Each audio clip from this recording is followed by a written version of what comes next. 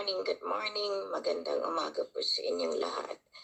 Napakaganda dahil nagkitaan tayo muli sa ere. Lumantad na ang ating mga kailangang iwasan para hindi tayo madamay sa kanilang maling gawain. Matagal na po yan namin alam. Sila rin po nagsasabi sa akin noon na merong mga ibang grupo na sasalungat at kakasuhan pa. Hindi nila alam na nakamonitor na tayo. So lahat iyan, pinapasasalamatan ko pa rin na mas mainam na lumabas na kasi sila rin ang nagharang ng pagpapalabas ng grasya. Ngayon, ako'y nagpapasalamat kung lahat kayo na gustong sumama sa kanila, umalis na kayo. Kasi ang sa akin, hindi ko na kayo pipigilan. Marami na akong luha na talagang ginugugol para na magbalik loob kayo sa Diyos. Mas gusto ninyo yung mga taong iyan na nagsasabi sila. Maraming salamat. Bago sila pumunta sa atin, marami na silang grupong sinalihan. Marami ng collection methodology, paraanan. Gumawa sila ng mga collection nila sa ngalan ng King and Queen. Pero dati na sila nasa TVM, sa BBMI, doon sa mga deuterium, doon na sila. Ngayon nagtatanong kayo kung maamoy niyo ang pera. Bakit? Alam niyo ba kung sinong sinusuportahan ko? Mahiya kayo. Bakit unahin ko kayo? Mahiya kayo. Dahil kayo, matagal na kayong nagkapera. Ngayon sabihin niyo sa akin, hindi ko kayo tinutulungan. Saan napupunta yung mga koleksyon ninyo? Sa pangalan ng King and Queen. Pag nagpa-event kayo, alam ba ni Queen? Hindi. Nangungulekta kayo, diba? Pero wala akong sinasabi dahil binibigyan ko kayo ng pagkakataon makita yung pagkakamali niyo. Ngayon, inendorso ko kayo sa Mapilindo. Ngayon, gagawa kayo ng Mapilindo, ng SIC niyo. Sa anong paraan? Sa anong motibo? Sa anong otoridad? Meron kayo. Lahat kayo po mahuhuli dahil may batas pong soberenya. Ngayon sabi ninyo, meron kayo. Natutuntun na po lahat yan. Mula kay Maria Aurora Busoy Marcos, papunta kay Lady Min, papunta dyan sa inaayos ninyo, papunta sa kabangkuhan. Ngayon, lahat ng funders, huli din kayo. Kaya nga sabi ko sa inyo, kahit nakahiga ako sa kama, maraming salamat. Kahit hindi ko kayo kinakausap, may mga otoridad kayo, pero lahat maiyan angkop pa rin. May batas kayong susundin. Ngayon, nandyan na yung Mapilindo, sundin ninyong Mapilindo. Dato Puga, ang mga kailangan natin, ang SIC i-validate. Alam nyo rin yan. Bakit binavalidate? Dahil ayaw ko makita yung mga ulo na purang mga alien. Yung mga mata na kaluwa. Yung mga mata na tagilid. Di ba sinabi ko aayusin para iyaan na ang ating pinakamagandang ID na ilalabas sa buong mundo. Yan na yung gagamitin natin at i-accredit sa buong mundo. Yan na yung pagmumulan ng lahat ng mga IT natin. Alam na po iyan ng Malacanang. Sino nga ba sa Malacanang? Pumunta kayo. Ang sa loob ng Malacanang, si Ferdinand Hidralin Marcos. Hindi si Ferdinand Romualdez Marcos. Alam niyo ba yan? Kayong mga nagki-claims, alam niyo ba yan? Kayong nasa kabinete, alam niyo ba yan? Kayong nasa Senado, Kongreso, alam niyo ba yan? Ngayon, pangalan sa pangalan, masaya ako. Sino nga bang kumuha ng pangalan ko? As Maria Helen Panolino? Sino nga ba? Manigas ka. Alam mo kung anong kaparusahan dyan? Kamatayan. Kaya ngayon, lahat kayong nagsasabi hindi ako totoo, matagal na namin alam yan. Anong kadahilanan? Dahil may interest kayo. Ngayon sinasabi niyo Ako, mas pinagtatawanan kayo ngayon ng sarili ninyong konsyensya. Wala naman kayong konsyensya, okay pa rin. Salamat. Dahil ngayon, nakita na ang inyong kalapastanganan. Maraming salamat, sabi nga ng lolo natin, sa impyerno ang bagsak. Pero yan, babagsak pa rin kayo sa lahat ng gawa ninyo. Dahil ito, inaakusahan ko kayo? Hindi, kayo mismo ang nagparatang sa akin. At nakikita naman dyan sa mga mukha ninyo. Tayo ba ay magkasama? Tayo ba ay kasama? O hindi? Pero kung kasama ko kayo, hindi nyo gawin yan. Kasi kung mahal nyo ako, hindi nyo ako ipahiya.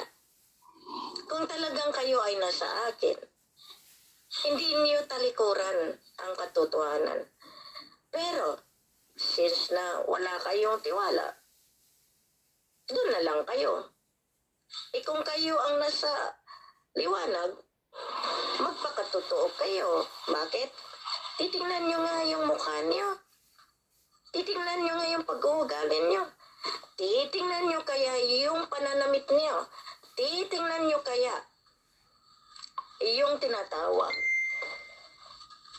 Kayo ba ay nakadamit na aayon doon sa tinatawag na kaliwanagan? Hindi ako ang huhusga. Sabi nga niya, magkinig ang may pandinig. Ang hindi niya naman alam, ang kanyang boss ay si Maria Busoy Marcos, aka Marilyn Ramos, lahat ng inuutusan, lahat ng may pandinig, lahat ng nakikinig. Doon kayo sa liwanag na pinipresenta nila, doon sa katiwalian, doon sa pag-uugali, doon sa kanilang paraanan, doon na kayo. Sabi nga nila, kami ang nakasakandiliman at kami ang hindi makapagpalabas. Yung nakakaamoy ng aking suporta, maraming salamat at kayo ang nabubusog, hindi sila. Ngayon, alam ba nila kung sinong sinusuportahan ko mulat sa poll? Mapalad. Kasi kung kayong inuna ko, itraidorin niyo ako. Mas mapalad yung mga tao na pasimple lang na tinutulungan. Dahil hindi kailangan ipangalandakan kung ano yung binigay. Maraming salamat po sa inyo. Ito lang ang masabi ko. Hindi ako nang aakusa. Kayo ang may gawa. Binabalik ko lang sa inyo. Ni minsan hindi ko kayo sinabihan na kayo ang gagawa ng mga ID kung wala kayong ginagawa na maganda. Kasi performance. Ngayon, kayong mga nagsasalita dyan, salamat! Dahil mas kilalanin nyo kung sinong katunggali ninyo. Ngayon, alam nyo ba kung sino ang niloloko ninyo? Sarili ninyo. Ngayon, ako pa ang paratangan nyo. Mas maganda. Dahil lahat ng tao na sumuhay sa katotohanan, may kalalagyan. Yan ang sabi ko nga. Galit kayo kay Lolo, galit kayo sa Lola, galit kayo kay Helena. Punong-puno kayo ng galit. Pero ang hindi nyo namalayan, ang galit na yan, ang magdadala sa inyo sa libingan. Marami nang namamatay na walang natatanggap. Naamoy nyo ang pera, nasa inyong pera. Kasi kayo ang nagkakapera. Ngayon, ayaw ninyo i-surrender dahil makikita ko ang mga itsura ng mga card na ginawa ninyo. Walang kalidad. Iyan ay kalapastanganan. Misrepresentation ng dahil lang magkapera kayo. Gawin ninyo. Meron akong ebidensya. May mga records ako. Kaya nga na-reject iyan. Dahil ang ginawa ninyo, pera, hindi tulong, hindi angkop doon sa kailanganin. Ngayon, alam niyo ba kung gaano kasakit yan? masakit sa masakit. Pero isa lang ang nakita ko dyan.